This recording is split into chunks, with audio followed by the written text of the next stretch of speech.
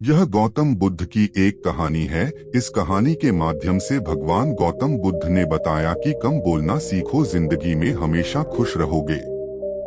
गौतम बुद्ध हमेशा अपने शिष्यों से कहा करते थे कि हमारी जीभ दुनिया की सबसे तेज चाकू है और दुनिया में सबसे खतरनाक हथियार हमारे शब्द हैं, जो बिना किसी खून खराबे के लोगों को अंदर ही अंदर मार सकते हैं।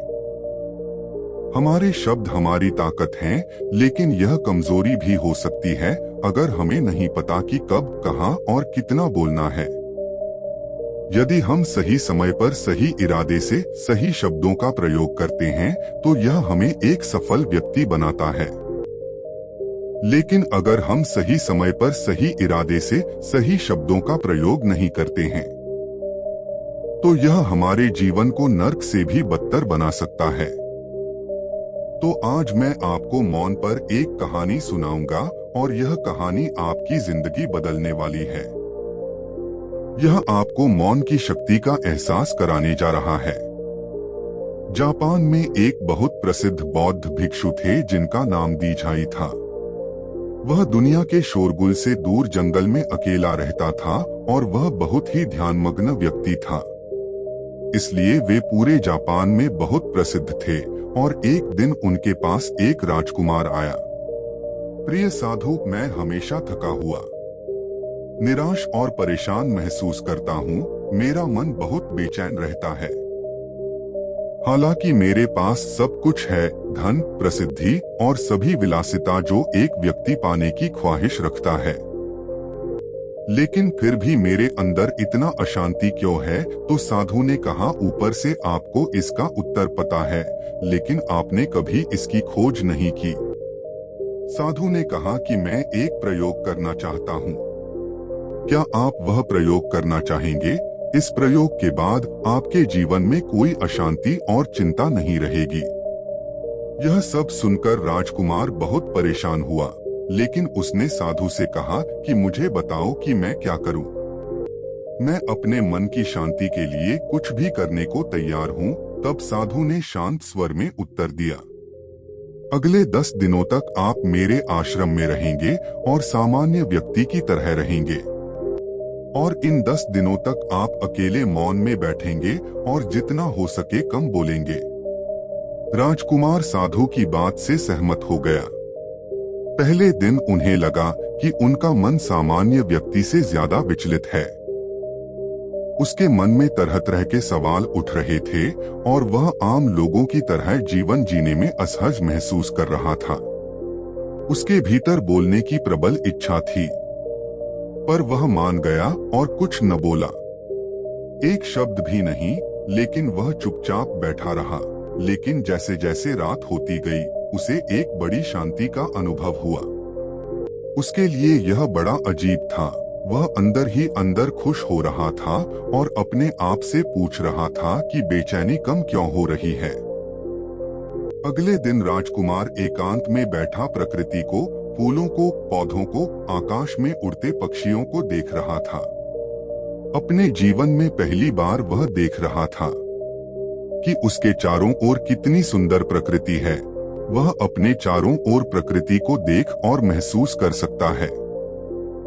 इस तरह एक हफ्ता बीत गया और उसके मन की सारी बेचैनी, सारी उथल पुथल, सब कुछ गायब हो गया।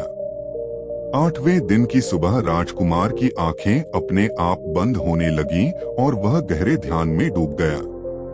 उसने आंखें बंद की, गहरे ध्यान में चला गया। कोई चिंता नहीं थी, मन में अशांति थी। राजकुमार को भीतर ही भीतर गहन शांति का अनुभव होने लगा।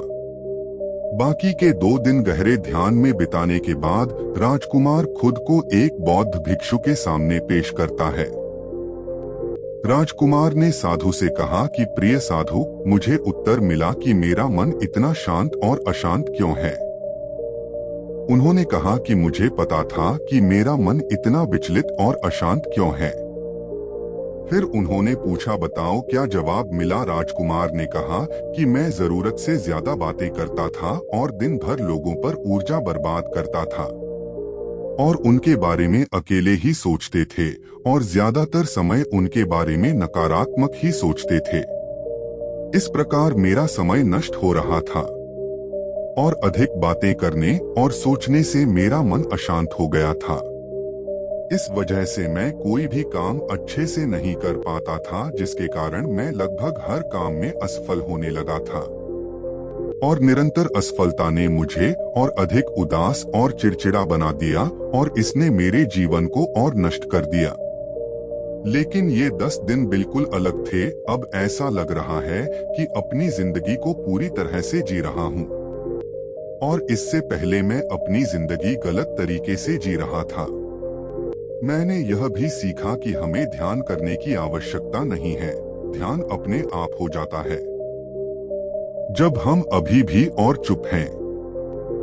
ध्यान में मैंने पहली बात यह सीखी कि किसी के जीवन में सबसे महत्वपूर्ण घटना स्वयं को जानना है।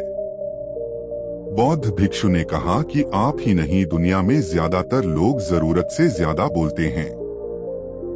आज भी ज्यादातर लोग एक दूसरे को नीचा दिखाने के लिए ही बोलते हैं और आज भी लोग ज्यादा बातें करते हैं और अपना जीवन बर्बाद करते हैं। साधु ने राजकुमार को मौन रहने का महत्व समझाया और कहा कि एक बार शिष्य गौतम बुद्ध से पूछते हैं कि प्रिय बुद्ध, आप अधिकांश समय मौन क्यों रहते हैं? बुद्ध ने मौन रहकर कहा, मैं गहराई में मौन रहता हूँ। मौन स्वयं को जानने की पहली सीढ़ी है। यदि आप ऊबे नहीं हैं, तो स्वयं को जानना असंभव है। स्वयं को जानने की पहली सीढ़ी मौन है। जितना जरूरी हो उतना ही बोलें और बिना बोले ही उनका काम न बोलें और बोलना बंद कर दें और आप यहाँ पाएंगे कि 90% बोलना हानिकारक होता है। नहीं बोलते तो अच्छा था। 90% मुश्किलें कम हो जाएंगी अगर लोग थोड़ा सा चुप हो जाएं, झगड़े कम हो जाएं, अशांति कम हो जाए, फेंकना कम हो जाए। अगर तुम दोनों चुप रहना सीख जाओ तो दुनिया में बहुत सारी मुसीबतें सिर्फ बोलने से पैदा हो जाती हैं। सबको चुप रहना है। जब तुम ही बोलते हो तब तुम एकांत में अकेले हो, भीड़ भरे बाजार में भीड़ में खड़े हो, बोलते नहीं हो। तुम हिमालय के शिखर पर पहुंच गए हो। जिसके पास मोंटी ब्लैक और सिल्वर है वो भीड़ में भी अकेले रहने का हुनर जानता है। वो अपने पापा के लिए गोता लगाने लगता है। एकांत में मनुष्य स्वर्ग भी है। दूसरों की उपस्थिति बेचैनी पैदा करती है। पहले अपने साथ मौन धारण करो, फिर अपनी ऊर्जा को मोड़ में आने दो, मन को घर आने दो। जब आप दूसरों की उपस्थिति से उठते हैं और परेशान हो जाते हैं तो उचित है कि आप अपनी आंखें बंद कर लें और अपने आप में खो जाएं। तुम वहां से भी ताजगी पाओगे क्योंकि तुम्हारे जीवन का स्रोत वहीं छिपा है, वह किसी और में नहीं है। लेकिन तुम्हारी जड़ें तुम्हारी जैसी हैं। आखिर कौन तुम्हें अपने भीतर ले जाएगा? यदि कोई न हो तो मुझे स्वयं ही भीतर जाना होगा। इसलिए अपने भीतर जाओ, वही परम राजा है, वही जीवन का स्रोत है, वहीं से आनंद का जन्म होता है, वहीं से तुम मृत्यु में डूबोगे। वहीं तुम्हारा सूर्य उदय होगा, वह फिर अस्त होगा। जब भी तुम डुबकी लगाकर लौटोगे वहीं से पाओगे, फिर तुम फिर से तरोताजा हो जाओगे। तब जीवन का नया धन पाओगे। फिर नई शक्ति का जन्म होता है। थकान मिटती है, उदासी मिटती है, चिंता मिटती है। जैसे कोई नहाकर आता है तो शरीर शीतल हो जाता है, शांत हो जाता है, वैसे ही भीतर से कोई वापस आता है तो मौन में स्नान करके लौट आता है तो पूरा व्यक्तित्व शांत हो जाता है और मन आनंदित हो जाता है।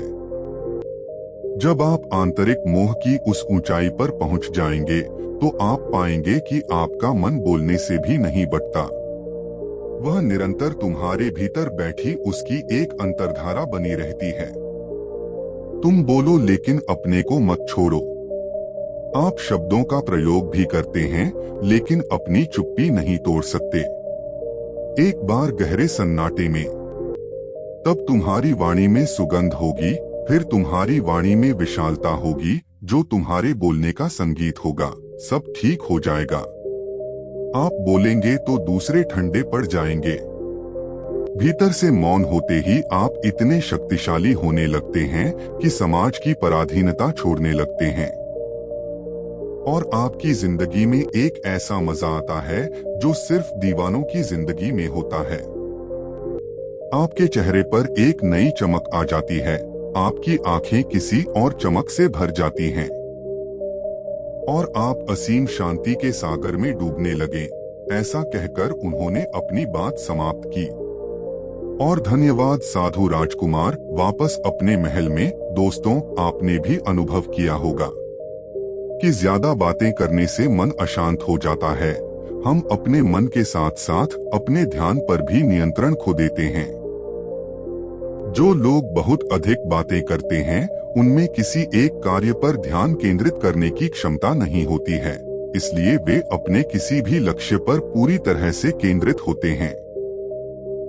यदि हम जीवन की सच्चाई को नहीं समझ पाते हैं और न ही कभी मनचाही सफलता प्राप्त कर पाते हैं। इसके अलावा आपने देखा होगा जो लोग अक्सर लोगों के बीच हंसी का पात्र बन जाते हैं और जो कम होते हैं और अपनी बात पर टिके रहते हैं उन्हें सम्मान मिलता है।